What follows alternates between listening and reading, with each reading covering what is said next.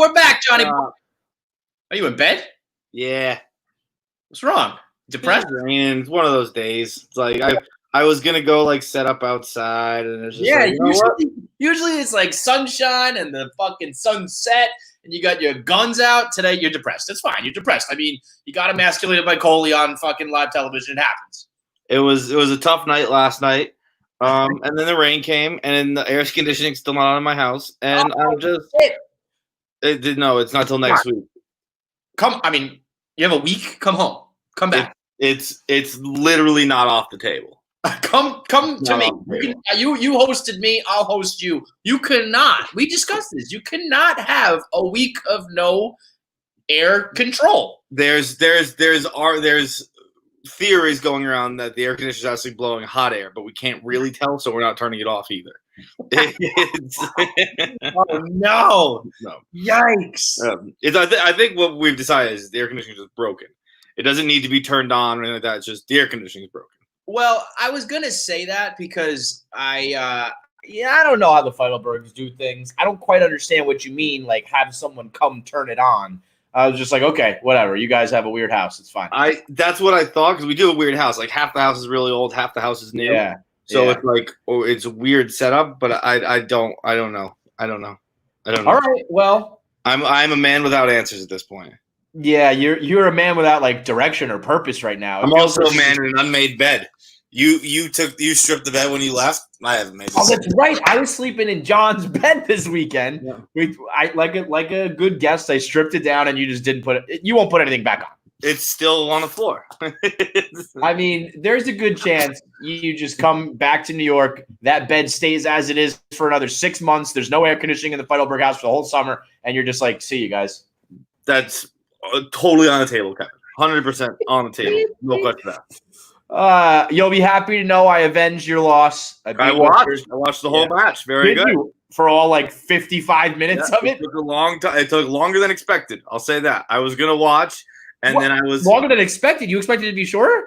It was a long. I was gonna watch and then like maybe try and exercise for a little bit because I haven't exercised because I fucked up my shoulder. So I went to a physical therapist today. And they got me taped up now. Oh, that's some badass shit. You look like you're about to go play like in an NBA game, except they got to wear that till Sunday.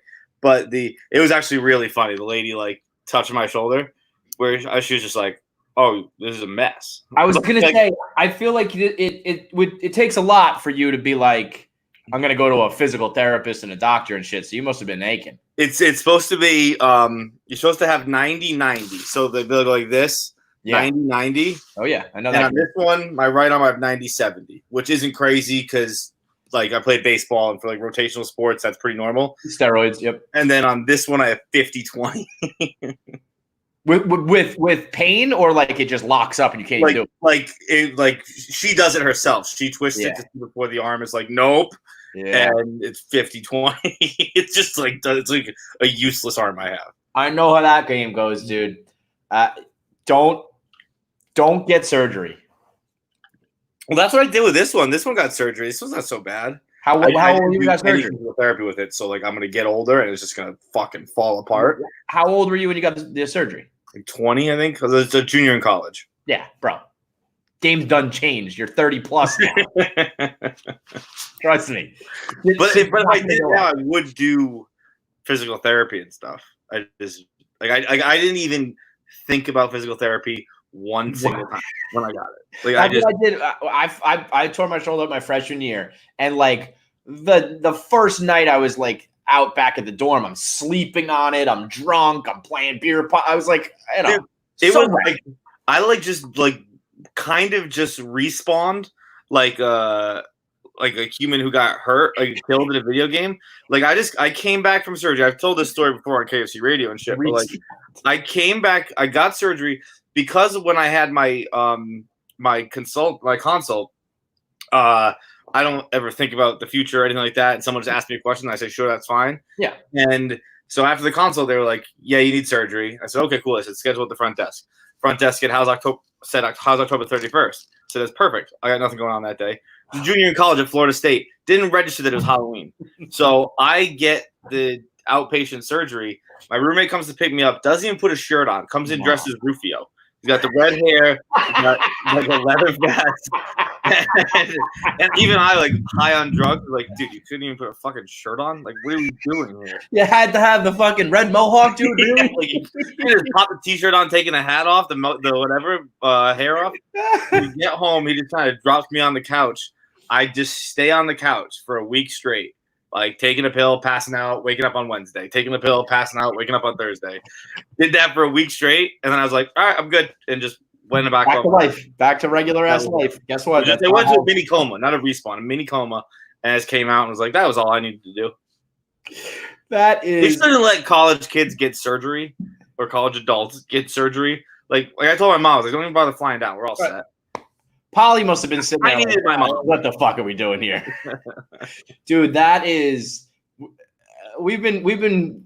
I've been making a note of all of like your really funny stories or like your funny, not even like a full story, just like a funny tidbit. Your friend picking you up from the hospital dressed as Rufio is fucking funny. like that is how stupid. I remember we went to the Bordy Barn, which I know you've never been to, but you've heard legend of the Bordy Barn by now. You go into this tent, you dress up, you get in the slop, you're covered in mud and beer. And my buddy dove in the pool, hit his neck on the bottom, broke his neck, catastrophe, right? So like he's in the helicopter going to the hospital. And I kind of knew him at this stage, not as well. But all my friends who were really close to them were like, we got to go to the hospital too. And I was like, I don't think you do, guys. You smell like a literal barn animal, and you are so shit-faced right now. You're not going to be of any help at the hospital. And I would imagine a kid ready to party on Halloween dressed as Rufio is very similar to that. I got two follow-ups real quick. One, favorite pool diving need to go to the hospital story. Fagawi, like 2014, maybe something like that. Kid dives in, like breaks, I don't know, whatever happens to him. The crowd boos because he killed the mood. and two, we once went to our friend passed out drunk, hit his head, kind of whole shebang. We did go to the hospital with him, and they put him on a heart monitor and everything, and we were shit-faced, and we just sat there pulling hairs out of him, watching his heart rate spike.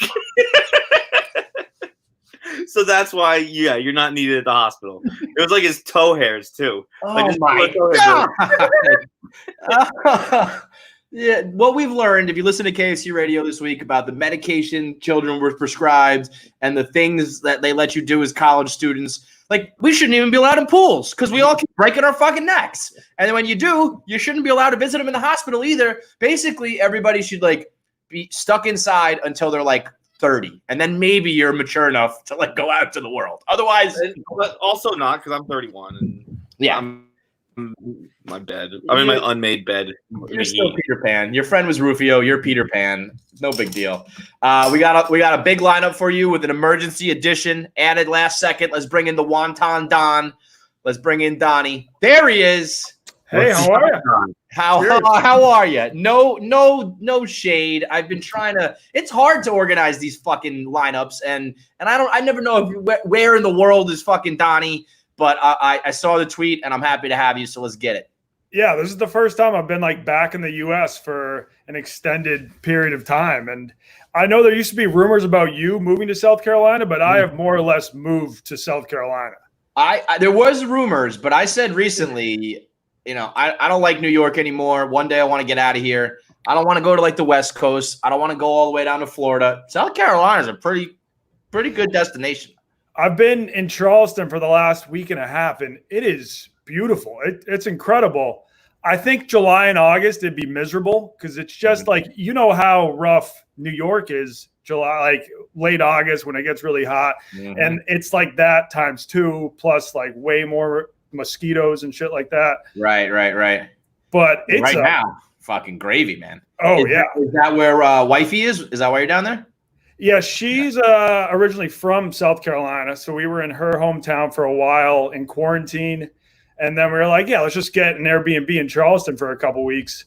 It's nuts down here. I was just walking through downtown last Friday. It's pretty much completely reopened. Like I walked by a few bars that were raging. We said that we went to Newport this weekend, and it wasn't like totally normal because they're still doing limited tables and masks and shit. But like people walking dogs, drinking beers, old people out, young people out, hitting the boats. And I was like, oh, never mind. This is going to go right back to normal. Yeah. Donny, is this shirt you coming out as a white supremacist?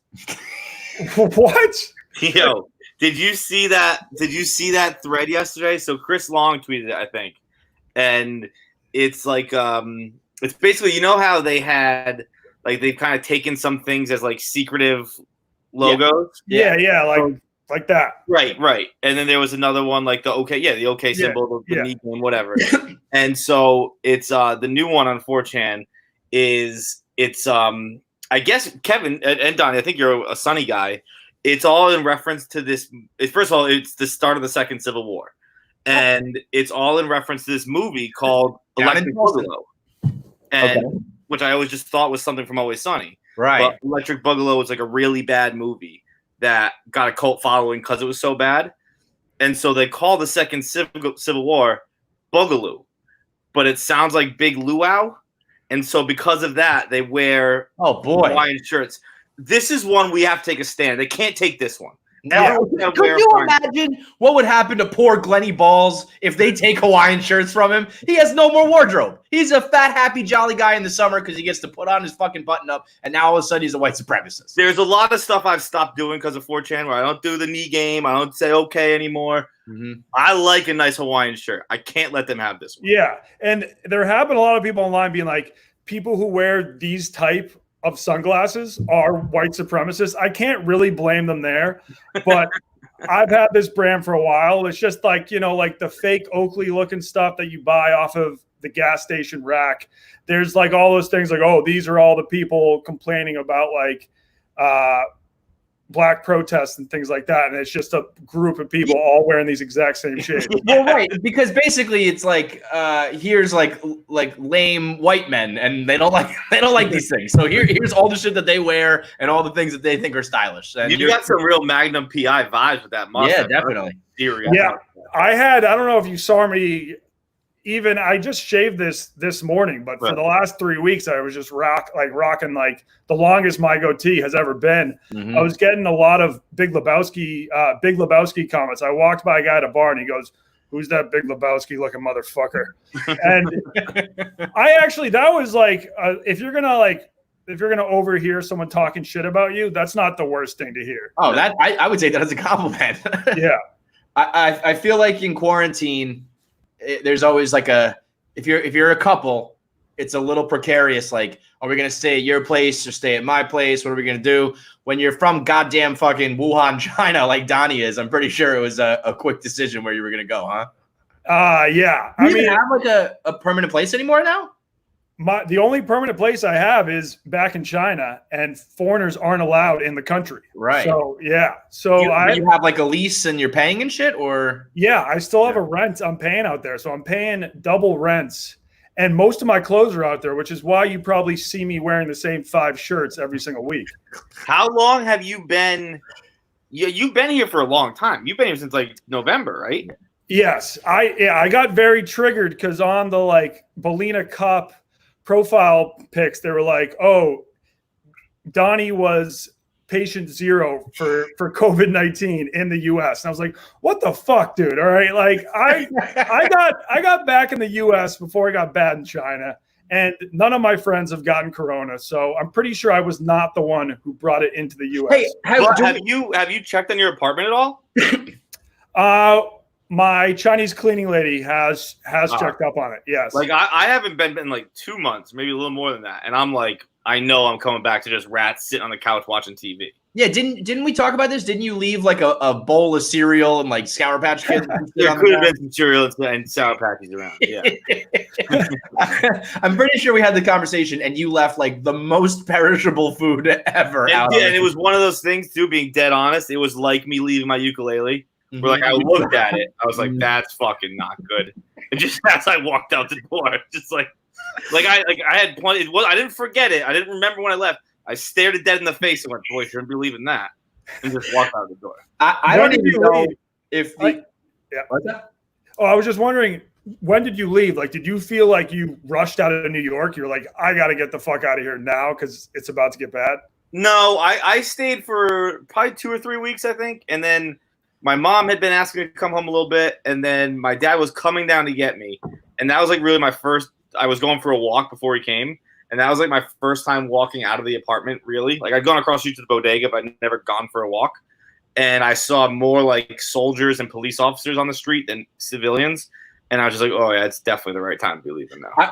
Everybody, a few of you people were waiting for me to get my test because I was so sick in the beginning. I remember. Oh, that's what it was. Yeah. That's what it was. I was waiting for you to finish your test before I left. Right. Because if I had it, you probably had it. I don't know. I still don't know how I didn't fucking. Does anybody at Barstool have it? I don't think anyone's gotten it. Has anybody had it, or did anybody speak up? Like, there's a lot. I mean, at this point, if I had it, I probably wouldn't say anything because I think Barstool would make a whole fucking production out of it. So I had heard that Wayne Jetski's roommate got diagnosed with it. That's true.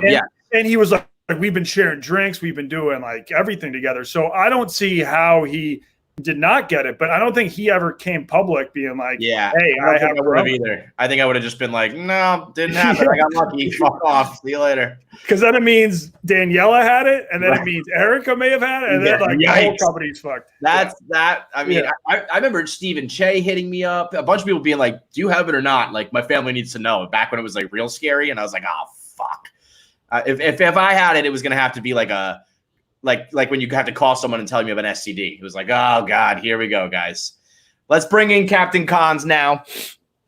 He's another one who I've been meaning to get in the mix. Look at this asshole. I knew he was going to do something stupid. I knew he was going to be an asshole. What's up, pal? Not much. What do you want from me? I'm just living my life. You think you're MJ? No, this is just how I live. This is what Friday in quarantine. What did your shirt say? Okay. Well, no, never mind. I take it back. Okay, so I'll take you through my thought process here. All right. First of all, I thought it said "son of a king," and I was like, "Fuck you." And then when you lean back, I thought it just said "sofa king," and I was like, "That's kind of cool." Like I thought it just meant like "sofa king," like you sell couches, and I was like, "That's kind of a good one." Now I see "so fucking pure," and I'm back. Fuck you. It's a golf T-shirt. Like you get a shot. I don't care what it is. I hate your guts. I know you do, and that's why I figured you hadn't had me until now. Yeah, well, you know what? I also can keep you like, I know I always got Cons like, you're like the ace up my sleeve sort of thing, Yeah, no, it was funny. Like you started doing this, I was like, oh yeah, I'll probably get the nod at some point. And then weeks go by. I'm like, I know I can be somewhat of a liability actually at the bar, but like, does this count? Is that the same thing? Are they like worried that I'm gonna be a mess if I come on this? Nah, you know what it was? I was waiting for the bye week. We took off Memorial Day, and I wanted to come out firing, so I brought Mr. So Fucking Pure on the show. I mean, it's very easy to say what it is. We just have bad memories and shit. I probably say this. Kevin says every week, who do you want to have on the show? I probably say the same 5 people. Every time. Like, they were just on. They were just on the show last week. Are you a big stogie guy in general, Cons? Oh, yeah. I have a big humidor in my house, like keeps like 250 cigars. So what about you, Donny? You ever puff on them? No, I've been just on the vapes these days. I have not been cranking a lot of hoons. So wow, say it ain't so. Next thing you know, you won't be drinking fucking Fanta and beer anymore. Jesus Christ, Donny. Well, I have a few words about Fanta. I kind of want to write a blog next week that just says "fuck Fanta." Like I've had 0 Fanta sponsorship. So if it's not gonna bring any money into the company, it's actually not the best combo. No fucking kidding, Donnie. I've told this before. The very first time I ordered 3 beers of Fanta, I was going up for 2 beers. My friend asked for a beer, and his girlfriend asked for a Fanta at a Shanghai Sharks game, and we caught it all on tape, and everybody loved it. They were like, "That was the best order ever." So then in all of my vids, I was like, I'm just going to keep on ordering 3 beers in the Fanta, 3 beers in the Fanta. Over the past 3 years, I do not really drink 3 beers in the Fanta. And I get like five DMs a day being like, so what order are we supposed to drink the 3 beers in the Fanta? Do we drink 2 beers of Fanta, then the final beer? And I'm like, dude, I just need to set the record straight because I got all these kids in high school that are being just chugging 3 beers in a Fanta. Get these kids in high school. Donnie's like, hey guys, just so you know, the quick binge drink and 60 grams of sugar isn't good. Yes, I mean, you should just drink 4 beers or drink 3 beers in a water. That's probably the move. I feel like I just saw like a wrestler take his mask off. I was picturing you mixing beers and Fantas at the same time, Doc. Yeah, almost like hippies. Yeah. Yeah. So I went to the Azores where Feidelberg has been as well. And there they actually do mix a little bit of orange soda with their beer. That is good. If you pour a little bit and of they Fanta, only sell you mini beers. All the beers are so damn small. I felt like I got some normal sized beers there, but I don't know. That's a large beer. Even the bottle. Oh, yes, yeah. Me and my dad were carrying like 6 beers in each hand, trying to just so we can have like 2 beers that day. Yeah. So if you want to pour a little bit of Fanta in your beer, that's good. But just drinking 3 beers and then a Fanta, it's not the best. I'm trying to cut weight. Just do 3 beers in the water, or if you really just want to get like a buzz on, 4 beers. And no hoons, you vape. You're like a new man. Yes. I've been on the vape train for a while, but don't get me wrong. If someone puts a hoon in my face, I will still crank the hell out of it. Sure. John, I gotta tell you, I saw a meme the other day, and I immediately was like, I gotta send this to John, but I decided to save it. And it says like, "Friend, I'm worried about you," and it says, "Me dunks Oreo in whiskey." Why? That's like your existence throughout quarantine. Can I say what? I tell you what I sent to Keith today. Like memes are the best. Yeah. But I'm gonna read it directly because I texted to Keith today, and it is so funny. All right. One time a girl came back to class after being in the hospital, and she goes, "Guess how many antidepressants it takes to kill yourself?" And everyone was like, "How many?" And she goes, "I don't know, but not 26."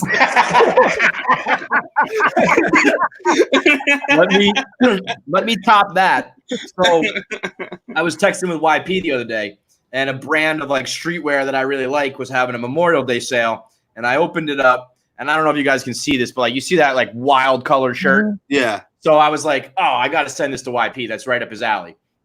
So I said to him, and he said, like, that's right up my alley. And I was like, that exact shirt. I said, I got to send this to YP. He says, oddly enough, yesterday, I saw a TikTok of a cum sock being microwaved and squeegeed out. And I said to myself, I got to send this to KFC. God damn it. I see a brightly colored shirt and I think of you. You see a pocket pussy and you think of me. God damn it, Ken. What brand am I cooking up here? Fucking A. All right, Donnie, we're going to let you go. You go do what you want. You drink what you want. Soda, beer, vape, hoons, whatever it is. Just keep your white supremacy down there, okay? Hey, come on, man. I was rocking these shades before white supremacy made them cool. Donnie, good to see you, pal. Yeah, good to see you too, Cons. Have a good one, dude. Cons, So, good news. Well, not good news for me, I guess. But I was happy to see that you two were in Newport last week, and it was like quasi-open because I just booked a Newport trip today for the end of next month. Dude, it's awesome. Yeah, no, I love Newport. And especially when you're with John, because like he apparently like knows. Oh, you see this? These dumb idiots. What? Roger Goodell, you fucking moron. Roger Goodell cites that Dave failed a background check, and that the background check cited incidents with NFL security and Howitzer Gate. You dumb motherfuckers playing right into Portnoy's hands. It's great for Dave. It's great for us. I think like the NFL should fire everybody involved with the decision and hire us in their positions, pay us their salaries. We will make smarter decisions for you, you stupid idiots. I have always said this when it comes time to hang up the blogging shoes. You know, in like Catch Me If You Can, where they hire Leo to be on the other side. Right. You hire us to do your PR, and I'll just sit there and go, I would write a blog about that. I wouldn't write a blog about that. I would write a blog about that. I would write a blog about that. And then you're good. This is so stupid. And by the way, Dave gets $250,000 back in his pocket, so the rich get richer. But the problem is like the NFL is just thinking like we're already the biggest game on the block, so we don't need this headache. They don't even care, ultimately, I think. And it's just ridiculous. Wait, hang on. So the NFL will instead donate $250,000 equally to the 6 charities it was supporting during the draft. Yeah, so they're covering the money. You're right. I mean, listen, at the end of the day, it's not like this is going to, drop viewership or sponsorship or whatever. But for Roger Goodell, who has to have some ego and pride. And when you're a commissioner, you worry about your legacy and how you left the league and when you started, all that shit. I mean, this is going to be his legacy for a big, big chunk of our generation. There's still a lot of people out of our bubble that don't know this. But for people who are our age, who are in the know, or on the internet, they're gonna just be like Roger Goodell ran and hid from Dave Portnoy his whole fucking life. He's gonna He's gonna be like a rock robot who just keeps getting his head popped up by Dave. And all he has to do. Could you imagine if someone came to you and was like, all right, on one side of things, you ruin your legacy, you look like a fucking asshole, you look like a pussy, blah, blah, blah. On the other side of things, you just got to watch like a game with an asshole for a little bit and let him fucking, and just like. I do it every time I go to an NFL game. I watch a game sitting next to an asshole. And you just suck it up and you zone him out for 3, 4 hours, 5 hours, borderline now. And you have your drinks and you deal with it and you let him yabber on. You know what? At the end of the day, you're the good guy. Yeah. I've even been thinking, I'll take that a step further. Roger should have come to like me or Dan or anyone who does the rundown. And it's like, hey, how do we deal with like a lunatic, egotistical maniac who's just going to like scream at you the whole time? It's like, I've been doing it with Dave forever. We can give you tips. Like I know how to do this fucking game. It's crazy that he wouldn't just fucking agree to it. Crazy. Yeah, and I love the NFL though too. Like they're like, oh, he failed a background check. There was no mention of any background check. Well, no, you know what? I bet there was like fine print, but there was no, there was nothing. Whatever it was, they were gonna find something to get him out of this. Once you realized who won. I mean, the guy who won Tom Brady's thing, I believe, is a 25-year-old man who opens toys on YouTube. That dude passes a background check. Come on. I don't know for sure about the toy thing. I know he's a YouTube guy, but I'm pretty sure he's a toy guy.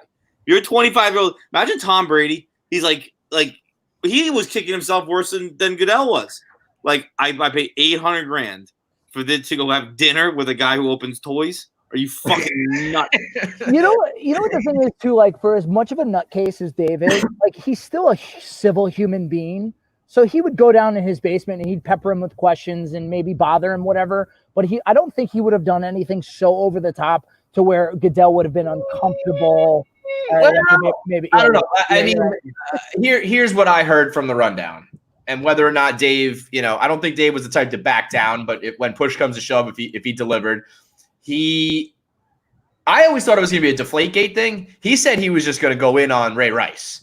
And if you're sitting in your basement and there's any sort of he thinks he was going to be able to stream it somehow, some way.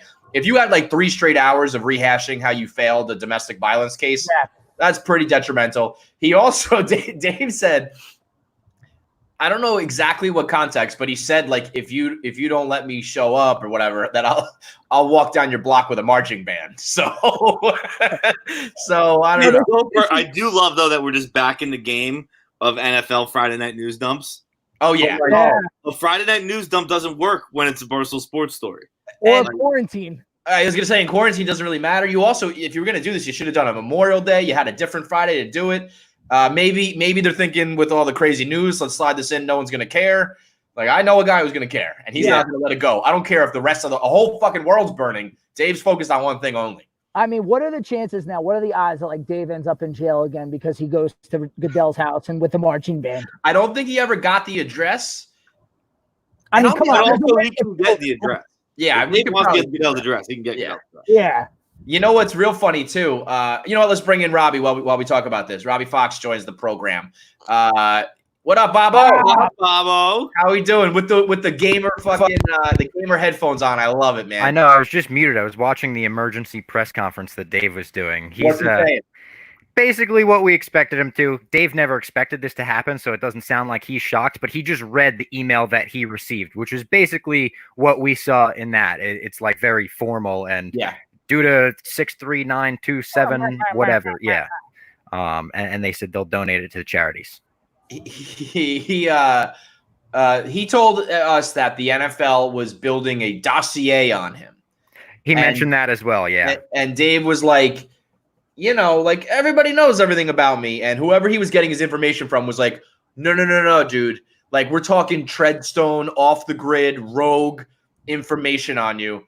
And I don't care who you are. Like Dave lives more publicly than anybody, but everybody's got. If you tell me that like the government was searching, they're gonna find some shit on anybody. So I'm also everyone who says that, who says like like everything I do is public. Who cares? Is like it's true, but it just means you haven't thought. You do think that. I believe that, but you just haven't really thought about it yet. Right. You're just like even if it's just like a text conversation with your buddies, there's something that you don't want everyone to see. That's why I think at the end of the day, maybe this is better. This all just everybody go back to their corner. We'll get ready for round like 20 of this. And so what is you know what Goodell really should have done? Like, we need like Goodell to team up with Peter Nelson or something. He shows up at the house and Sophia's there. Like, let's get, if you're gonna do this, let's get fucking dirty, Roger Goodell. Let's go hard, NFL. Come on now. What is Dave's next step? What does he do at this point? I don't think he does anything. I think you gotta wait. Right now, he's a counterpuncher. Right now, but like, a few months down the road, once we get to the start of the season, what is Dave's move? No, I think Dave, Connor, I'm sorry, not here. This is for you, Robbie. Dave's like McGregor, where he's just going to taunt Aldo. He's going to taunt Aldo. He's going to taunt Aldo. And then when Aldo comes out with that right because he knows it's coming, bam, bam. He'll get him at some point.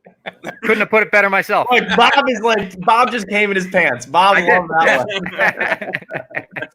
It's perfect. 13 seconds. You can't force like the action here. Like when Goodell inevitably does something stupid, or if the NFL fucks up with coronavirus or whatever, Dave will be right there to swoop in, do a live stream, and get whatever it is. Though Dave's next big thing will get like 1 million viewers. It will be enormous. Because everything is always reactionary. Like you said, it always is a counterpuncher. It's Deflategate, counterpunch. Deflategate went to the Super Bowl. Yeah, more or less. Yeah, for a couple years. Yeah, yep. Yeah, he's usually he always makes sure he's kind of like bulletproof and in the right when he goes hard. I could see him whenever they decide doing this Monday night thing. Dave does some counter programming and like no one in the world watches that game or watches the stream. Oh, that's a great call. That's the next. Right. If that's not Dave's next move right now, we should take it. That's a great. Who could Dave invite to watch the game with him? Right? That would take over Goodell. You know what? He'll probably watch it with Paul Tagliabue. Is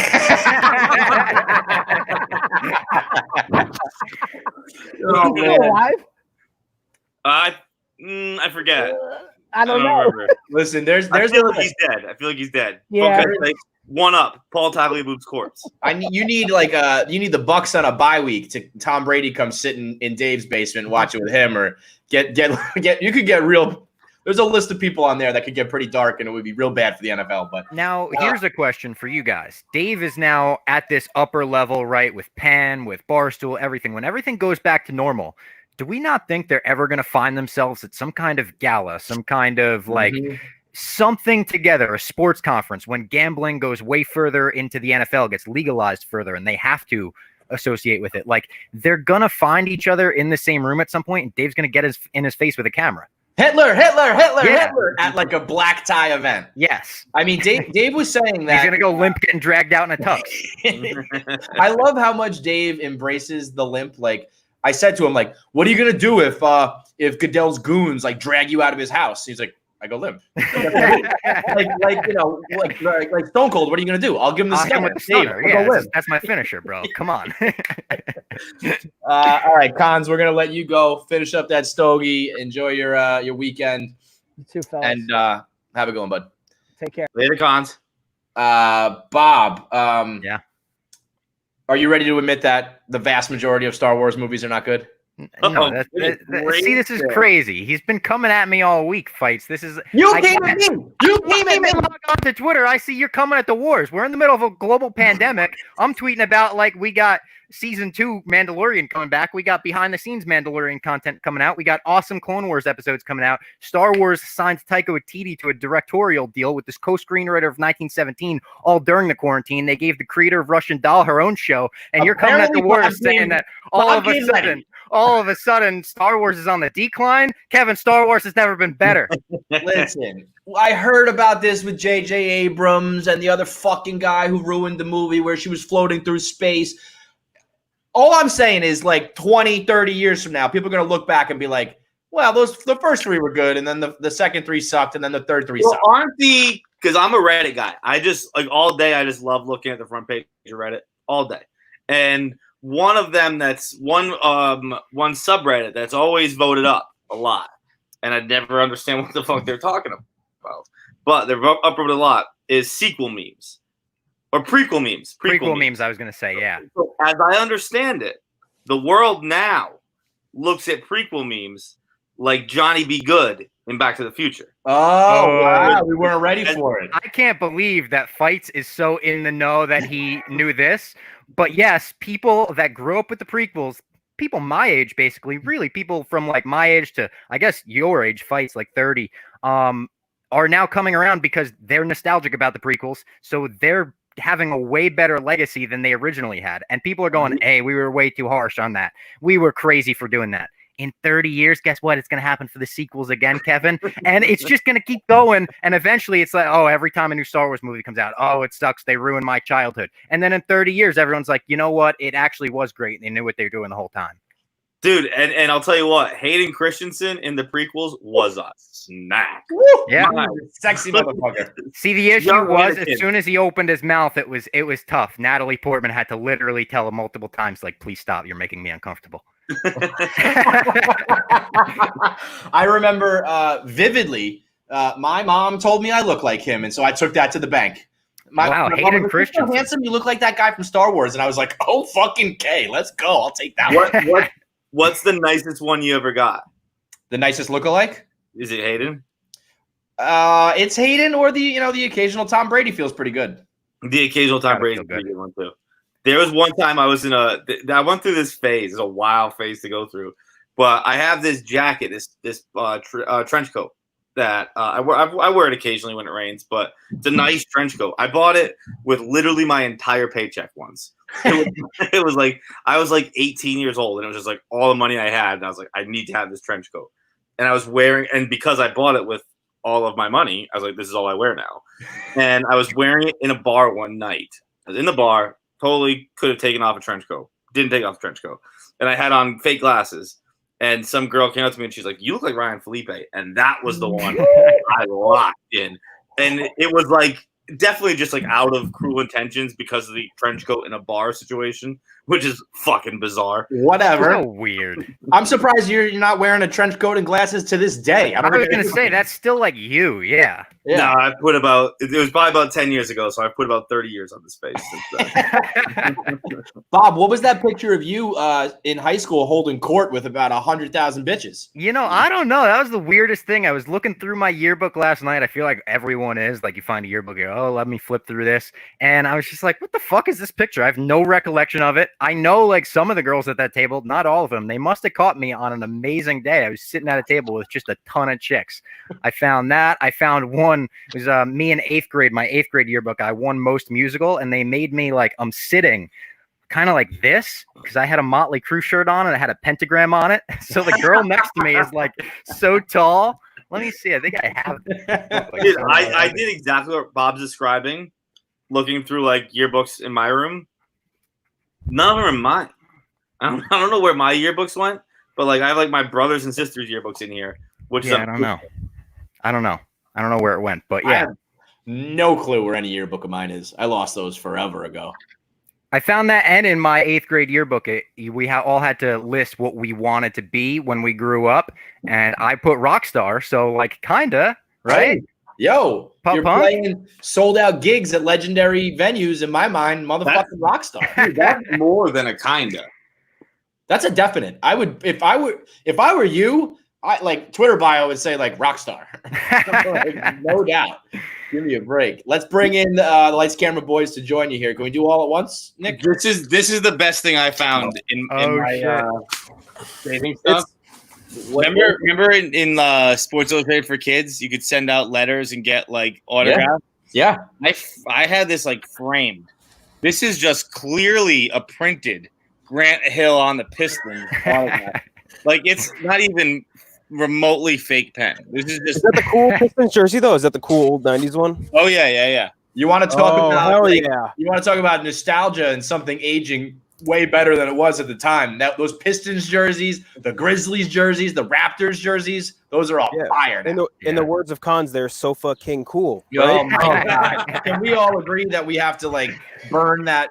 Either I almost left the stream. When he joined ripping the cigar, like, come on. And you know what? Like, I mean, I'm just wearing like, I mean, I do Friday Night Pints all the time. I don't care. But for if you're making your first appearance, not that it's a big deal, but he had to think about it. Like, yeah, this is the one. Also, this is the one, guys. This is the what's funny to me is he was really puffing it up too, and our only cue to come on this is you saying let's bring him in, and as you do it, Nick's backstage throwing us in. Yeah. So he was puffing that for a while. He was waiting. This is it. It was a short cigar by the time he got on. What are you guys? Where you guys all think that Star Wars is still awesome, and you're not ready to admit that only 3 out of the 9 movies are good? It could be sucky as shit, and it's still going to be good. You don't understand the mindset of being a Star Wars fan. It doesn't matter, good or bad. You ride or die with Star Wars. Okay. What is this? You brought in my support? You brought in my troops? Yeah, I don't even like Star Wars that much. I just feel like it's. You don't like Star Wars? No, I don't. I don't like Star Wars that much. Hang on, let me fix my camera here. Wait, am I the only one that's like? I'm not even that big of a fan. But I actually. So I'm not in the camp that Robbie talked about. I think the prequels are fucking terrible, and the goalpost moving on them is insane to me. They're not good movies. They're not. They're not. They're not. It's like, the action in the first one. I'm like, they talk about politics for almost the entire movie. The opening crawl of the movie is talking about tax rates. I swear to God, the opening crawl of the Phantom Menace. Taxations. It's insane. We rewatched him with Clem recently, and even Clem was like, "Yeah." You know what? Actually, Clem kind of turned. Clem was like the Star Wars bad boy. And actually, the end of the show today, we'll have Ross Bolen on the show, who was he had the biggest Game of Thrones pod. And I think me and Clem were on the fuck Game of Thrones train right around the same time he was on the fuck Star Wars train after that second movie came out. So I feel like Clem's like a Star Wars villain now. But there's so many people on his side as well. Like the internet definitely makes it. The internet definitely makes it look like more people, I think, hated The Last Jedi than they really did, because then Rise of Skywalker went on to make $1 billion afterwards. Like people were still invested clearly in these characters. But yeah, I don't know. I think Star Wars. Is there a chance that they're just? And I'm sorry, Jeff. Like Browns fans. Where it's just you're already invested in the. But no, that's not. But that's not. That's like saying like all action movies are bad. That we shouldn't try to make any more action movies. Star Wars is like a genre at this point. Okay, that's fair. I'm the only one of the new ones. I'm sure I saw the prequels when I was younger. I don't remember those. I saw the originals. I liked those. I was fine with those. All right, let me say this. There's only 3 classics. I disagree. Of course you do. The original trilogy. Even like Rogue One of the new ones. Rogue One is universally praised across the board. Like everyone loves this movie. I'm a huge fan, but I will say the majority of the movies there's more bad movies than there are good ones. Rogue One is the one. Sorry, but you have to understand there's more good Star Wars content in general, not just the movies, but include the shows, the books, all the shit. There is way more good Star Wars content than bad Star Wars content. Correct. I saw the first one of the sequels, and I didn't really care for it. I actually fell asleep. To be fair, I was hungover. Like a noon showing, which is my favorite movie. You go noon showing. Too much I used to sneak in bagels. Too much yellow juice, am I right, guys? That's a movie. But I saw what's the standalone one? I like that one. Rogue One. That's Rogue One? Yeah, I like that one. And Mandalorian. Yeah, that's what they need to do, though, because when you change directors and you agree. You change writers, the canon and all that shit. It's like just make a movie that's fucking. You can blow everyone up and everyone dies, and then you start over again. Yeah, If you told me no more movies and they're just making these Disney Plus series, I'm fine with that. Mandalorian. Speaking of streaming services, Jeff, I mean, what are we doing here? You have 1,000 of them. I do have all of them. Yes, what is correct. it? There's HBO Go, there's HBO Now, there's HBO Max, there's HBO your dick, your mother, your sister. It's crazy. HBO, I actually like, so I was scanning through HBO Max today. I like HBO Max a lot. First of all, it did one thing that no one else did. It put Tropic Thunder on a streaming platform. Mm-hmm. So that's big. Also, the Matt LeBlanc Lost in Space. And that right there. When RDJ heard that was going on, he was like, son of nobody has ever stated on anything more than Robert Downey Jr. in Tropic Thunder. And as soon as that Jimmy Fallon shit hit, he was probably like, No, RDJ did it. Robert Downey Jr., he did it first.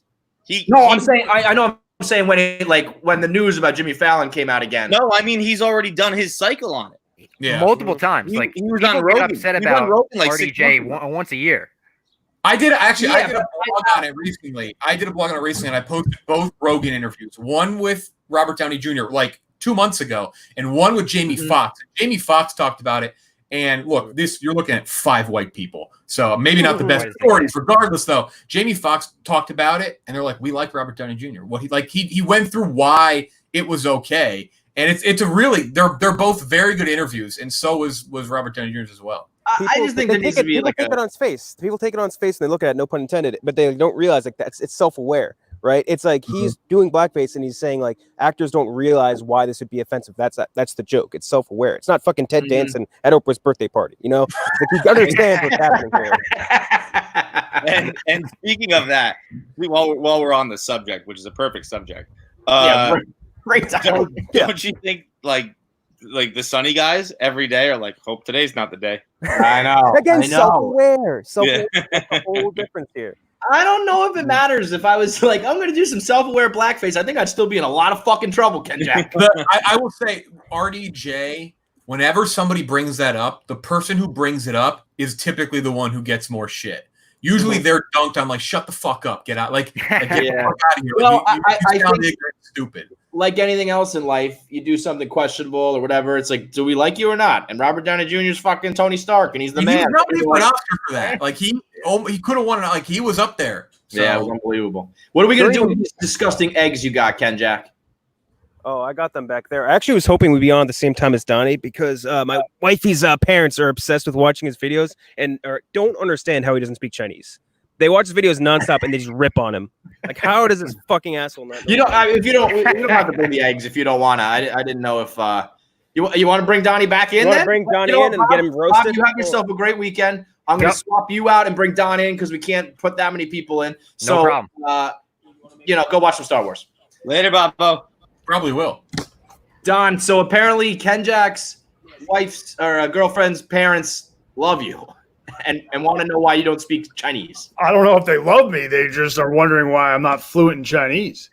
Well, there's some video. That's good enough for me. That's why it's more than good enough for all the stories. They're like, oh my God, he's fluent. Hey, Donny. Hey, 你好。你好。我可以说中文。可以啊，你说很好啊，你说的很好啊，啊，你很好啊，你有女朋友吗？对，你们是我的朋友。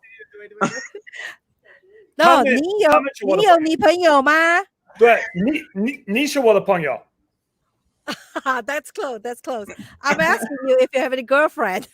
女朋友现在我有女朋友。现在有女朋友很好啊，对，她是很漂亮，很漂亮哈。对Jack 的女朋友也很漂亮啊。Jack 的女朋友很漂亮，很漂亮哈。对，她是你的，她是我的女儿。儿子对 ，OK。她是我的女儿。儿，我是她妈妈。你喜欢 crab rangoon？ 我会做 crab rangoon，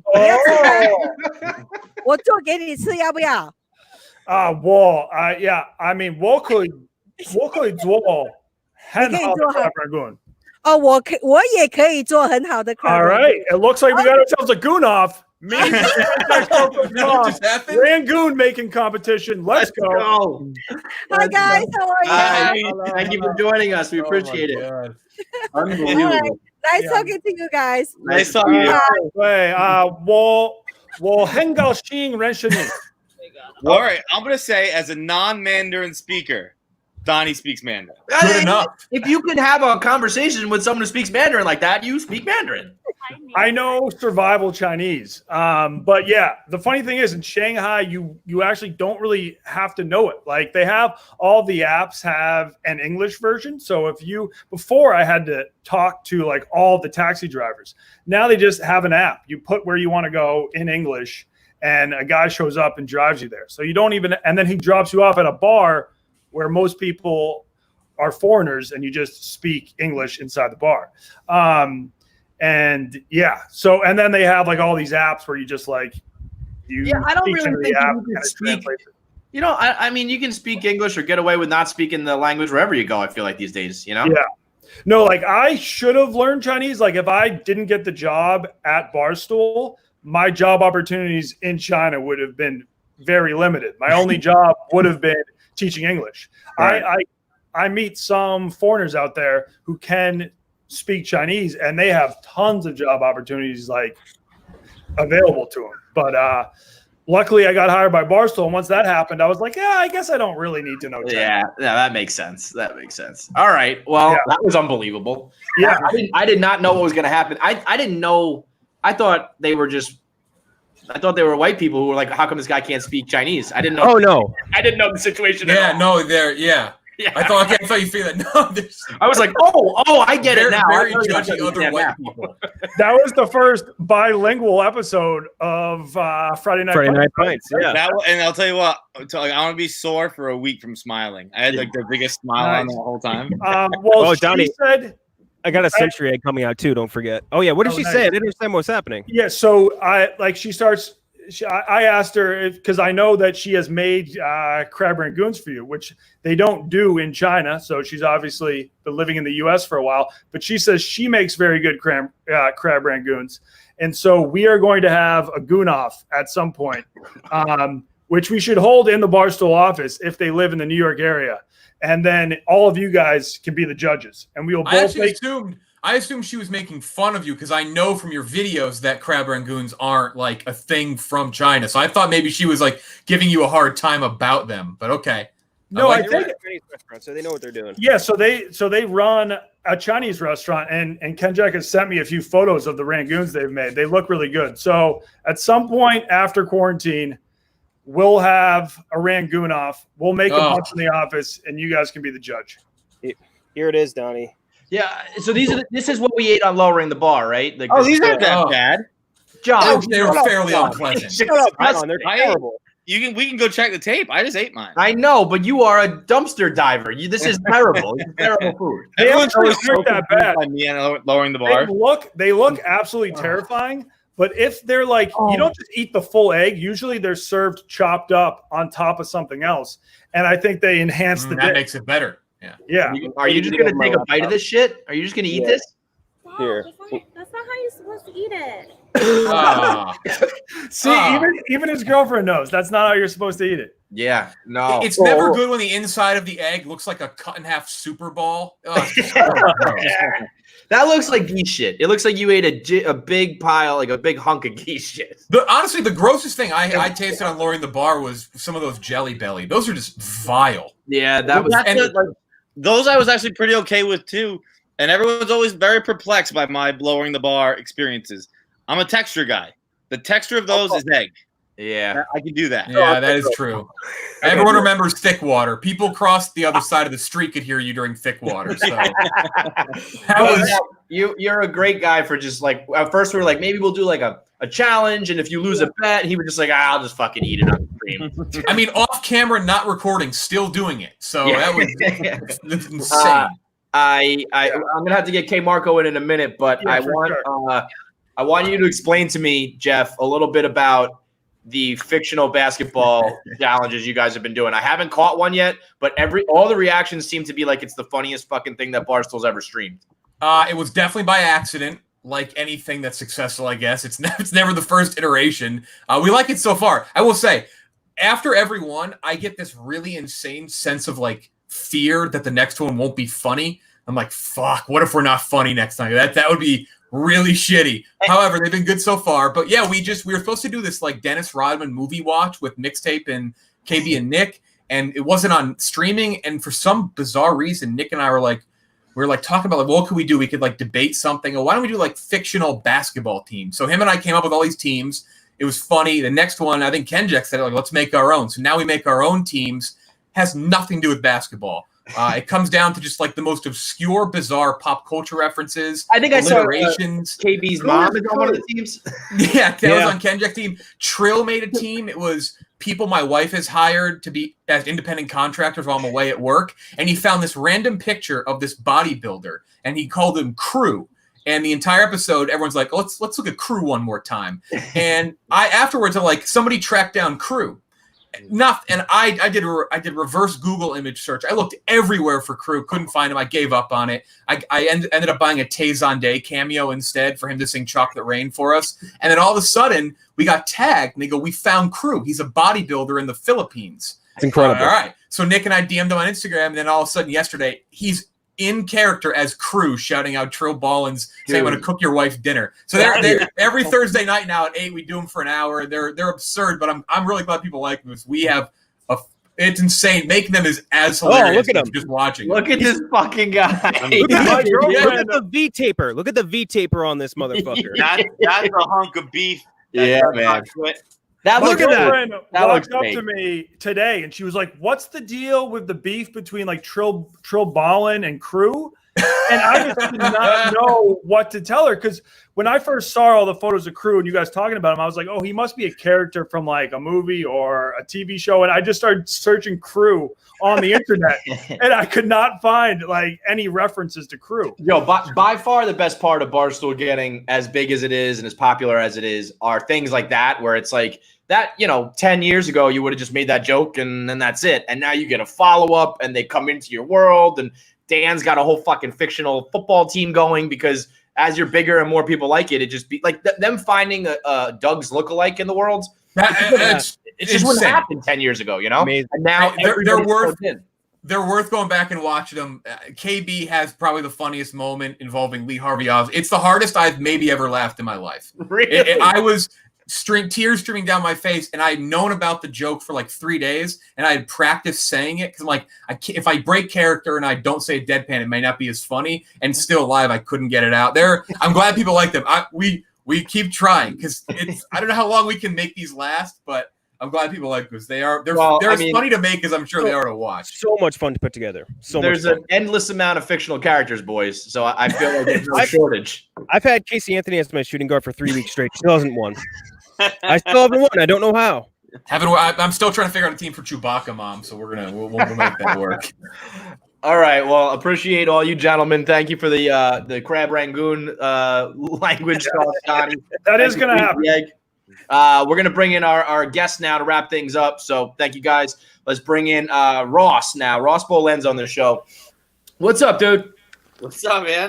What's up, guys? How's it going? I'm good, man. I'm happy to finally do this, because we've been kind of like kicking the tires and trying to get some shit on for a while, and finally got you. Yeah, I don't know what the fuck I'm following up on. I popped in and there was Mandarin back and forth, and then an egg was being eaten. I just hit the came on, and it was just this mustachioed, aloha shirted man having a full-on conversation with a Chinese woman. And I had just hit the bong. It was a lot. It was a lot to take in. So our first time that I even, crossed paths with you was during Game of Thrones. You obviously had the #1 Game of Thrones podcast for season after season after season. We kind of jumped in at the last second for the final season, and we were going to try to do some crossover shit. Never ended up working out. Where did you fall on that final season? Were you do you have a brain and know that it sucked, or were you so pot committed you thought it was good? I have a brain, and I knew it was trash. But I'll say this: I just did a full season rewatch a year after, 1 year removed, right? Oh, you're a sick fuck. I know. I'm a what is it, sadist or masochist? I can never remember. Yeah. I think I might be both. But I've walked it back a little. Okay, I was one of the people who was set fire to Benioff and Weiss. Fuck, they ruined the whole show. They ruined the greatest story of all time. Yada yada yada. And I've walked that back a bit, and that's in part because I can't think of anything that's come out since that season that makes it look bad. Westworld season 3 was among the more disappointing seasons of anything I've ever seen. By comparison, John was doing a podcast of that as well. In fact, the two guys who were just on the stream before us, me and the two of them had a Westworld season podcast this year, and I think the first 3 episodes I liked, and after that, it became arguably the biggest tour I've ever had in my life. And I used to have a really steep driveway where I take the trash out. It fucking sucked. And this was every Monday morning being I gotta go to this fucking podcast. And it was I like the guys, obviously, but just I hated that show so much. Dude, imagine this. Imagine you're coming off the back end of the company you used to work at failing. Then you go through a divorce. You go in the pandemic, you pop out and you're like, fuck, I have to start my own thing. One of the things you get to bring with you is a Westworld podcast. And then it becomes that obligation, like you just explained, where every Monday I was like, I don't want to do this. Like, fuck, dude, the show couldn't have been worse. It couldn't have been more of like a taxing energy suck on my life. Like, I couldn't smoke enough weed and eat enough edibles to make it not shitty. It was awful. So I text Kevin every Monday morning because like we would record during the time Kevin and I usually did our show.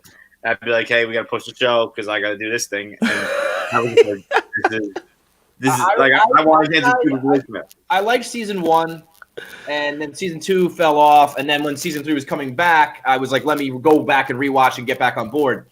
And I couldn't fucking do it. And I know, and so many people with Westworld play the card of like, you just don't understand what's going on. And I'm like, it's confusing, but I'm pretty sure I know what's going on. I think I just don't fucking like this show. That's what I think. Look, they got away with it the first season because it was very smart, well executed. They had plenty of time to think it out and make it happen. But from there, it's been shit. Season 2 was basically a stop to get to season 3, and then they bombed season 3. The whole thing was like, we need to get out of the parks. We got out of the goddamn parks, and they choked the real world, and Aaron Paul was not great. Yeah. Okay? None of it worked. Anything. I never saw a clip. I never saw a tweet. I never saw anybody being like, look at this moment. It was like, is he even on the fucking show? Dude, it was... I think it was in the penultimate episode. Shout out Breaking Bad. That's where I learned that word and I've used it 10 million times since. Dude, I love that word. I think it was in the when they have like the fight scene where it's Maeve versus her name is Dolores.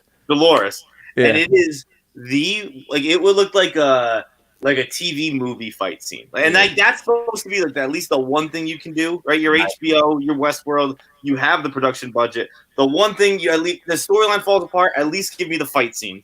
And even that, like when she got her arm blown off, I laughed out loud. Yeah. It was so fucking bad. It was terrible. There were way too many moments that were funny that weren't supposed to be. Like, I think you're talking about the fight scene where they ended up under like a gondola and there was like a floating drone that the drone was like, oh man, can't see into the gondola, can't fire a shot, I guess. It's like, you're a fucking drone. And then there was a sniper rifle being automated. Like, conceptually on paper, these ideas were cool. On screen, they played out about as poorly as they could have. And the season was like, I think it was one of the more like embarrassing things HBO has executed on. Like, they have to be pissed. When you're doing they just cleared 4 and 5, right? Or at least. Oh 4. No! They already had that deal done though. So Nolan and Joy. So it's Jonathan Nolan, the actual successful, talented Nolan's brother, and Lisa Joy. They got signed to this deal. So they already had 3 years left on the deal. So the renewing for another season thing, it's like a fucking, it doesn't matter. Yeah. It's a whizzle. It's a wazzle. They're still there. Doing a podcast on it, or are you done? I mean, I own the goddamn brand for this podcast to do this podcast. Like, I fucking have to. I feel like you should like that. This is something that like Barstool would do, where they would just be like, all right, well now we have the Westworld podcast that's not about Westworld. We're just going to talk about something else because fuck, God damn it! I already did that with the Game of Thrones one. I don't have any more options. So what's it been like? So you were under like a media company and getting a salary, just doing podcasts and whatever, and now you're just a solo independent guy. Yeah. I was at the place that ran like a total frat move at its prime or whatever.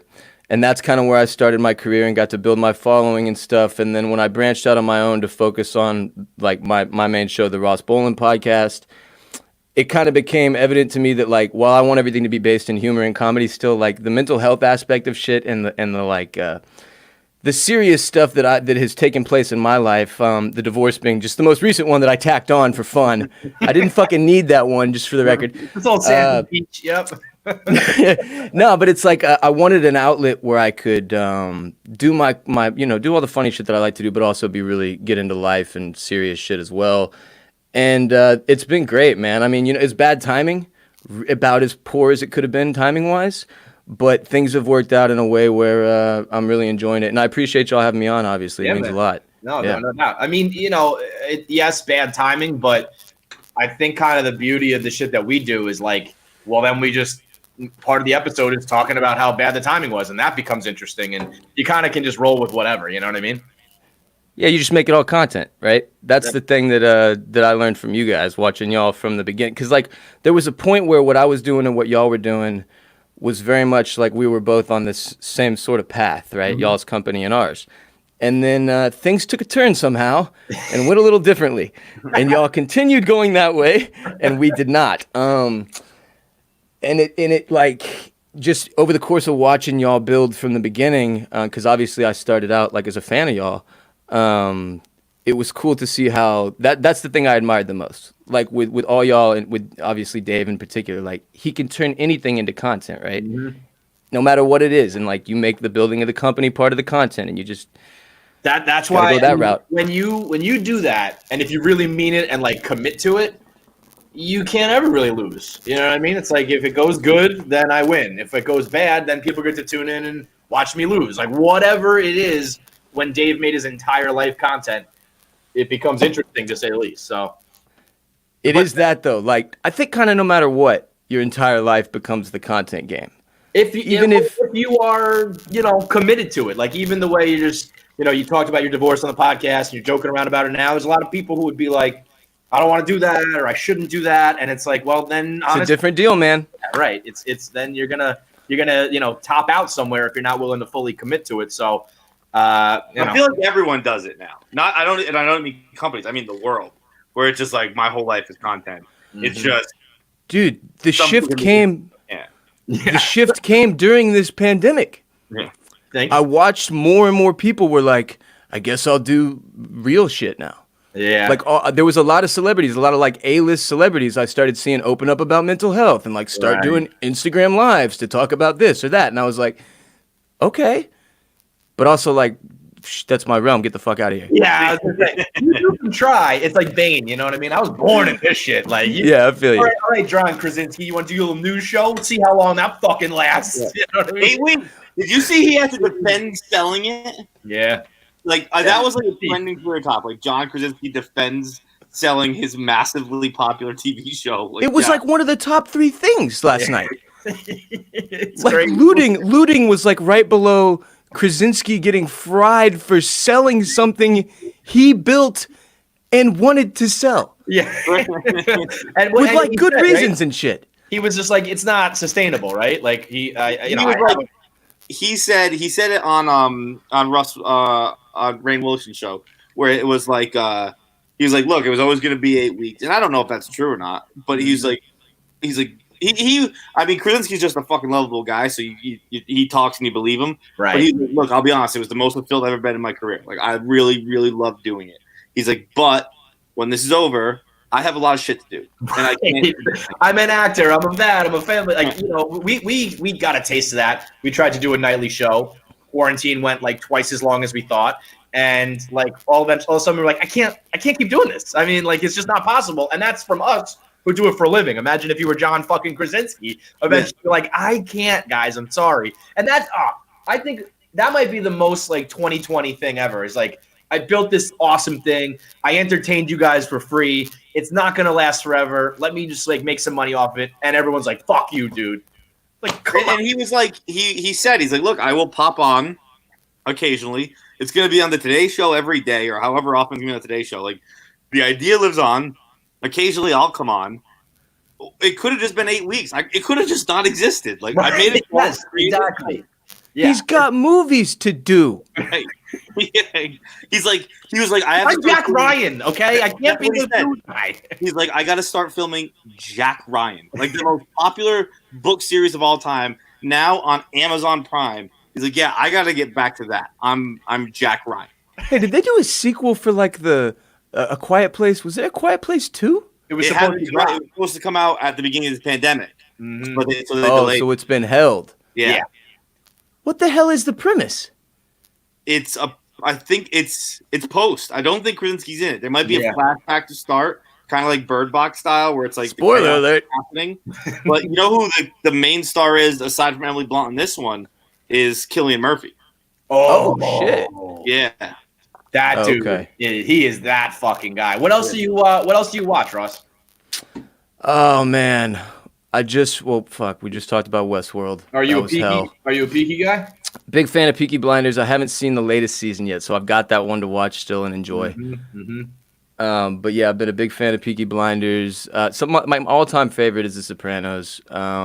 It just still the most relatable thing I've ever seen in my life. Like in terms of all the different characters and shit, it's my favorite show of all time. I know everybody debates like 3 or 4 different ones in there: The Wire, The Sopranos, Breaking Bad, Game of Thrones before they bombed the final season. Which, let me add one more point on that, by the way. When you rewatch it, you'll get through 5 episodes and you'll be like, okay, I kind of get what Ross was saying. Maybe it's not quite as shitty as we thought it was. It's still shitty, but like it's not that shitty. Like it's still cool to watch. But then you'll watch the finale, and you'll fucking want to kill everybody again. It's the worst finale. The finale is the thing that sinks it.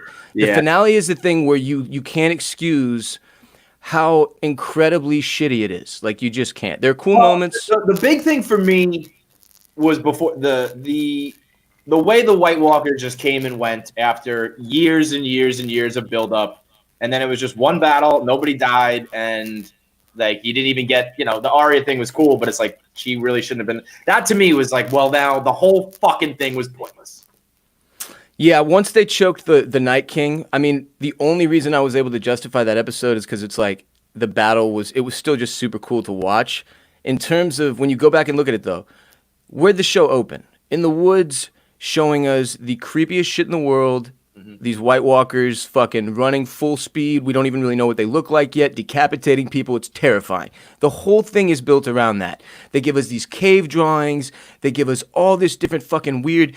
The White Walkers are chopping up bodies and putting them in patterns and lighting them on fire and like stealing little baby kids to turn them into White Walkers.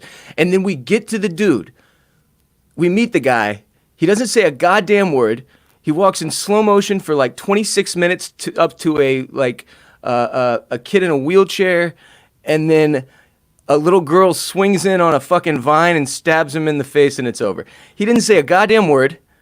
We never found out anything. The funny thing is, before the last season, I'm sitting there speculating like all these preseason podcasts, like, I want to find out about the White Walker civilization. Yes. I want to meet the White Walker women. Let's see what the women are like. All right, let's meet the women and children. I was like getting into like we're gonna find out so much about these dudes. Not a word. And you're right. That's me when people always say, well, what's like the one line I always heard is, just because it's not what you wanted doesn't mean it's bad. And just because the fan theories didn't come true. I'm like, well, when the fan theories and questions are better than what the fucking writers gave me, that's a problem. I was reading all sorts of cool shit about they could have done this or that or who they were. And it was just like, nah, none of it. They're all just zombies. We just watched The Walking Dead. That's all we did. It was like, what's Dude, wrong? and I think as mad as we are about it, like HBO has to be so much more mad because like it's one thing like Benioff and Weiss will be fine. They got their Star Trek job. They'll keep getting jobs. It's like you kind of fucked up a little bit. I think they got canned off the Star Wars thing, dude. They'll be fine. But like HBO, I bet this ends up costing HBO in like the long run hundreds of millions, maybe billions of dollars. Because like just off merchandising, off like they tried to make HBO Max like their pitch, like get Game of Thrones, and everyone's like, dude, nobody cares. And what happened to The Long Night or whatever the fucking spinoff was? Are they still doing that? I think one of them got canceled. Planned. Yeah. I bet they maybe do one. Maybe. I mean, it's just someone said. I remember someone at Comic-Con tweeted like it was after Thrones ended, and it was like I was here last year, and for pictures on the Iron Throne, the line was around the block. There literally isn't a line anymore, and like just off all the merchandising they could have made if they just you didn't even have to land the plane. You just had to not crash the plane. Right. That's fair. You could have had a one of those landings that people were like, "Whoa, shit," and it's not great. But you just couldn't have done what you did and go up in flames. You're crazy. George R. Martin is the other piece of this puzzle that's like really interesting because like now that, to both your points, now that it's gone up in flames and now that you saw all of the possibilities on Reddit and all the different ways and ideas that they could have done this and that and this and that and literally every single possibility has been thrown out there. Right. Why do you think this dude hadn't finished the book? Because, like, what's the motivation, bro? Yeah. And what the fuck is he supposed to write that's not going to get, like, completely picked apart at this point? Mm-hmm. These were his napkin notes that led to, like, this season or whatever. And then, go ahead. He's a genius because now He's just like, here, you guys do my first draft. Well, not that one. Yeah, but also like, okay, fine, not that one, but which one is it? Because I mean, I feel like at this point, like it will be so picked apart unless he comes up with the best, final 100 pages of his life. It's going to be like, well, nah, we didn't like that either. Everyone's a motherfucker now. But at least they'll still buy his book. Yeah, oh yeah, he'll still make money, no doubt, but will his legacy or whatever go down the same way? I don't know. The thing about that last episode, just let it out, Rob. Just to fucking harp on it for a second. Dude, okay. When they bring out Tyrion and they've got like these 9 jackasses for like 4 or 5 of the main characters and then a few random fucksticks from the prior seasons sitting in this little like fucking assembly they've created. Yeah. By the way, Tyrion has just been still locked up this whole time while they created this assembly and had all these conversations about who should be on this assembly, and people came and traveled to be on this assembly. They left little dude locked up. What the fuck? So they bring his ass out there and they're like, yo, so this is kind of the deal. Here's the situation. And then the guy that they just brought out, gives the speech about how it should be Bran, the little psychic kid who just let all of this happen. And that's when the show is unforgivably bad. Like, that's the shittiest, most terrible arc that anybody has ever put into any storyline ever. You want to know the meanest thing I can say about that show? And that ending and that scene? I can't remember if Bran the Broken is a joke or if it's what was actually said. That's what they call him. Okay. I couldn't remember if that was something that like the internet made up. Or that's the nickname they give him. Picture Tyrion, I can see him on Bran the Broken. It's like, oh, you didn't actually say that, did you? That was the real one? Yep. That's the one they stuck dude with. That's like his king name that's going to get written in all the books.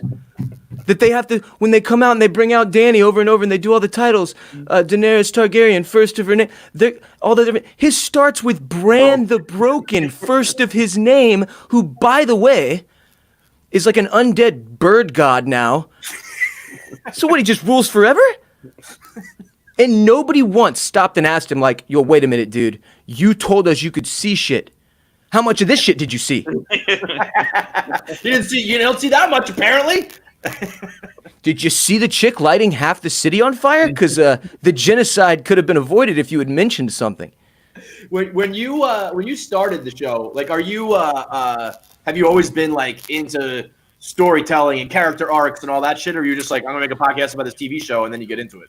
I mean, I've always been about that shit, but it's like Game of Thrones was honestly the thing that not only got me into podcasting, period, but it was because it was like I have to have an outlet to talk about this. Mm-hmm. But yeah, it just sort of it brought me into the whole world of like TV and movies and entertainment, and then like the way it was sort of that last appointment viewing piece of television, as my co-host on our Game of Thrones show always used to say, like, because we don't have that anymore, right? There's not a show that puts everybody on their ass on Sunday. I think we were saying on our show that I don't know if there ever will be again, not because of quality TV, but just of the way, binging and all that shit changes. It's going to take something seriously important to capture that again.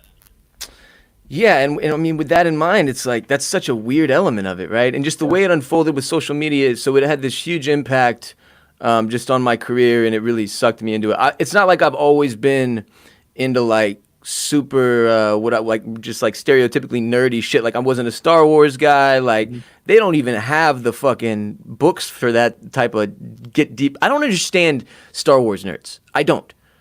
The depth isn't there. Game of Thrones is like... We should have had Ross on earlier when we had those fucking nerds on. I don't get it, man. I don't get it. It's not the same to me because Game of Thrones has so much depth to it. It's like Star Wars is like a bunch of fucking stormtroopers. They can't even shoot. These fools can't aim. But there's also like with Star Wars, there aren't books, right? Like Star Wars isn't based on books. Yeah, it was. It was George Lucas like jacking off on paper. Yeah. So like Game of Thrones is based on like 700-page books, and just like, I completely agree with you. Where's all this character? That's why these movies suck. That's why they're not good. Isn't it? But no, but like I said on the show, like I think the first 3, the ones I saw when I was a kid, they were good. I really enjoyed them. I didn't fall into the world, but like I didn't like I wasn't like this sucked. But like everything else in that world is all fan fiction, right? Pretty much. It's all like, whoever, especially once now the new ones, it's like, all right, J.J. Abrams is like a very good, director and writer and shit. But that doesn't mean he's necessarily That's just rich fan fiction. That's what I'm saying. It's just like, well, I'm a fan and I make movies, so I'm going to make up Star Wars storylines too. It's like, there needs to be a fucking author who writes this shit. Yeah, and then all the Star Wars fans just end up hating everything that comes out one way or the other, it seems like. And that apparently, like 10, 20 years later, they just say, never mind, it was all good. Fuck those people. I'm just going to go to war with Star Wars fans now. I need a little spice in my life. Let's go, Star Wars. Dude, the one with Jar Jar Binks is like an all-time bomb. Like, that's the fucking worst shit. So fucking bad. Don't tell me nostalgia for that. It's just like, no, this shit sucks. It's bad. I don't know. I kind of got nostalgia for Jar Jar Binks. I don't even know if I saw his movie, but like I remember Jar Jar Binks, and like that was funny. That was a funny time in my life. It was like an oddly racist rabbit character with fucking rabbit alien. What the fuck was that? He was like an underworld tricks rabbit. They accused him of having like he was like taking Jamaican dialect and like I'm serious. There was like racist claims against Jar Jar Binks and shit. Yeah, he's like CGI Drake. Clearly, you don't know music or Jamaica. We're gonna pop over and do another live stream in a little bit. Me and Ross are gonna have the first ever awkward white male versus showdown on Instagram Live. A couple weeks ago, he tweeted that he'll put his sneaker collection up against anybody else's in the world. So I accept. Well, I said anybody except Adam Wexler. Right. No, that's totally fair. But we're gonna go a little toe to toe and pick out our 10 favorite pairs. Have you always been a sneaker guy? Yeah, man. It was like one of those things where when I was a little kid, I got to go to a private school from like preschool to 8th grade. Okay. But I didn't have money like these kids did, and a lot of them they all had badass. So anytime new Jordans came out, these kids had them. Mm-hmm. And every once in a while, I would get a pair. So like I think 2 or 3 of the pairs that I'm gonna end up showing tonight are the reason fell in love with them because these are the J's I had when I was a kid, right? So there was something about that, and it really came up again with The Last Dance recently. It's like there's something about what MJ symbolized. And then the way that brand translated to shoes and what that meant to like wear J's, that was what sucked me in, right? And then like honestly, I didn't fall back in because I went to college and like we only wore boat shoes for fucking 6 years for some reason. I didn't get back in until the absolute worst. They're terrible. They're not. I mean, I was with you. I was in the same boat as you, if you will. Awful. Which is to say we were not in boats at all, by the way. Ever. I don't even understand why they make sense to wear on boats in the first place. They're just terrible all around. I don't get it at all. No black tile. They don't mark up the boat. Yeah, but your feet are better, like stick free. Like the shoe, I feel more comfortable on my feet on the boat than I do with the boat shoes on. You're always swimming in every boat shoe. There's no such thing as a boat shoe that fits. Yes, they flop around in the back and shit. They get like get the blisters. It's like terrible. It's like a vagina. The more you use it, it gets looser. But I'm sorry. So after that, when I became an adult, I sort of got sucked back in with Kanye, right? Like I'm a big Kanye fan. Pre whatever the hell's happening at this point. Still a Kanye guy? No, unfortunately, no. It's like you used to love it, and now you just fucked everything up. With musicians, it's different, though. I don't expect to like musicians their whole career, bro. Like, it's unlikely that that's going to happen. Like, even Hove has put out albums where I'm like, the fuck is this? Right. So, yeah, he kind of sucked me back in with it because I was such a big fan. And what his Yeezy line sort of symbolized, like, first of all, the way he went at it, where he was like, nobody in the fashion world will let me in. I'm doing it myself. Like, however much debt he accumulated, and who knows how much of this is truth versus Kardashian marketing, whatever the hell. Still a great story either way. Yeah, I mean, guys, we just saw with Kylie.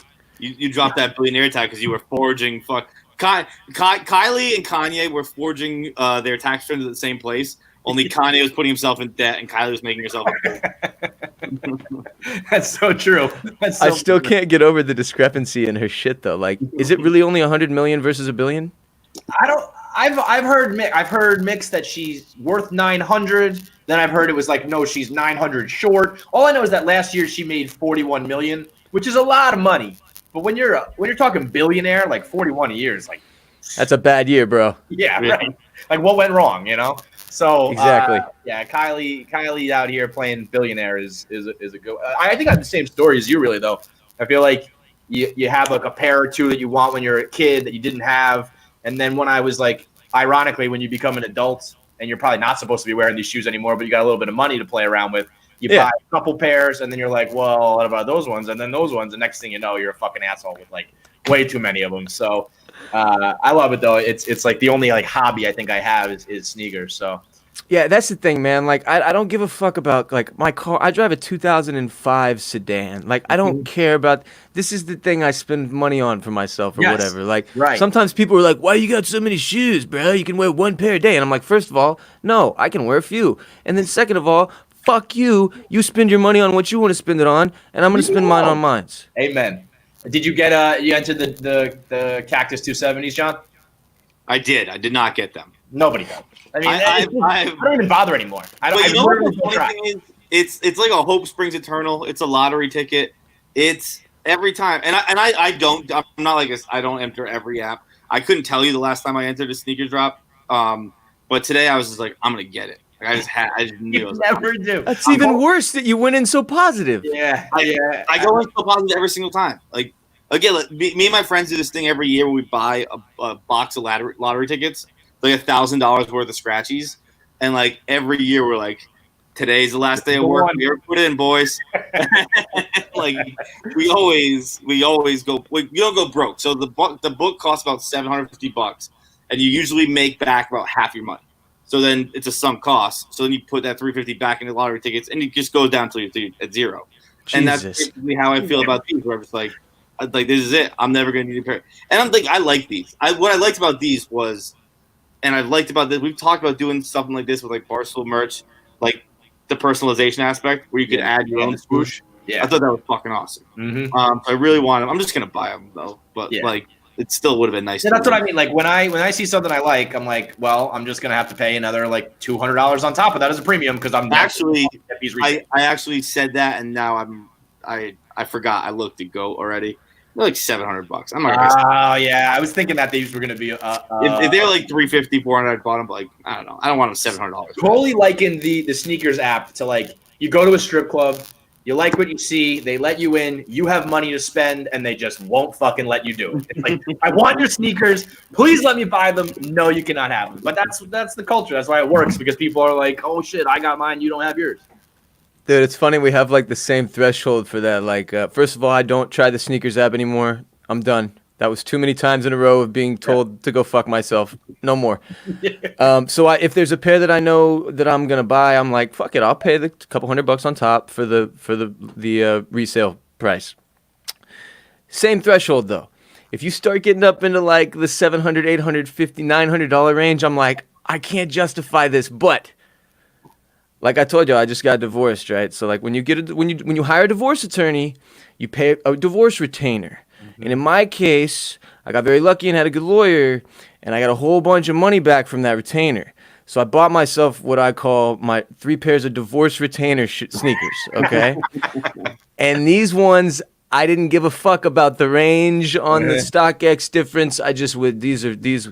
So those, yeah. Yo, I'm sure we'll see them in a minute. Hang on. I'm sure we'll see them on the stream, but you will love those sneakers forever. No matter what they are, you could ruin them. You could spill shit on them. You'll wear them every day. And be like, these are my divorce retainer sneakers. And they'll never leave me, Kevin. They'll never leave me. All right, so let's wrap it up here. We're gonna do our the sneaker versus over on Instagram. So you can get on KFC Barstool on Instagram. Are you WR Bolen on IG? Yes, sir. Yes, sir. Bolen. Not like Anne Boleyn, dude. Bolen, I don't know. Fucking Bolen. All right, fine. The Bolen sisters. All right, so that's it for Friday Night Pints. We'll be back next week, and give me a couple minutes, and we'll pop over on IG, and we'll do some sneaker talk if you're into that. Ross, thanks for coming by, dude. Please come by again. We'd love to have you on. Dude, absolutely appreciate y'all a lot. Y'all are the bomb. I very much appreciate the appearance and the conversation. Good times. You got it, man. Later. Peace.